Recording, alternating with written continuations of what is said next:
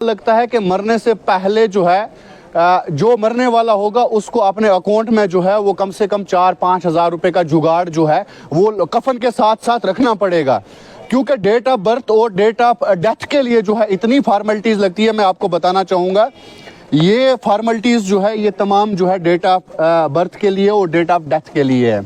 तो मैं आज पूछना चाहता हूँ कि अगर आपने नंबरदार चौकीदार को बनाया है तो वो किस लिए बनाया है? हमारे गरीब लोगों को सबसे पहले नंबरदार के पास जाना पड़ता है, फिर चौकीदार के पास जाना पड़ता है, फिर पुलिस स्टेशन जाना पड़ता है, फिर बीडीओ ऑफिस के चक्कर लगाने पड़ते हैं, फिर तहसीलदार साहब के चक्कर लगाने पड़ते हैं और फिर जाके न्यूज़पेपरों में बड़े बड़े फोटो छपवाने पड़ते हैं कि भाईजान हमारी डेट ऑफ बर्थ जो है वो ये है, हम फलानी जगह पैदा हुए हैं कि मेहरबानी करके हमें डेट ऑफ बर्थ जो है वो दी जाए। और ये चिल्ला चिल्ला कर कहते हैं कि हमारी डेट ऑफ डेथ जो है, हमारे परिवार का कोई भी जो है शख्स मरा हुआ है उसकी डेट ऑफ डेथ जो है वो ये है, लेकिन नहीं, तमाम कागजों में जज साहब से अटेस्ट करके, नंबरदार चौकीदार साहब से लिखवा के, पुलिस स्टेशन से लिखवा के, बीडीओ साहब से लिखवा के, तहसीलदार साहब से लिखवा के, जब तक लोगों के जूते नहीं घिस जाते तब तक मानने के लिए तैयार नहीं है कि आपकी डेट ऑफ बर्थ ये है, आपकी डेट ऑफ डेथ जो है ये है। ये जेन्युइन इशू है आजकल हमारे लोगों का।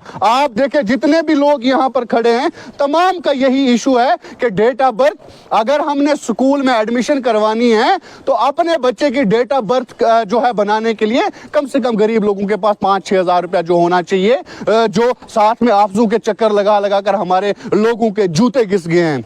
मैं बार बार कहता हूं, आज भी कहता हूं, हमारे तहसील मंडी के साथ साथ डिस्ट्रिक्ट पुंछ के जो हैं 95% गरीब लोग हैं, बाहर की रियासतों में जो है वो काम करने के लिए जाते हैं, वहां से जमा पूंजी लाते हैं और सरकार चाहती है कि जो लोगों ने बाहर से केवल से पैसा कमा कर लाया है यहाँ पर डेट ऑफ बर्थ और डेट ऑफ डेथ पर जो है वो तमाम फोटोस्टेट की मशीनरियों पर, गाड़ियों का किराया जो है यहाँ पर खर्च करें। क्या मैसेज रहेगा आपको? देखिए, मैं हाथ जोड़ के गुजारिश ही करूंगा, मैसेज नहीं दूंगा, गुजारिश ही करूंगा कि गरीब लोगों के साथ जो है वो रहम किया जाए। आज इनके सर पर जो है वो हाथ रखा जाए।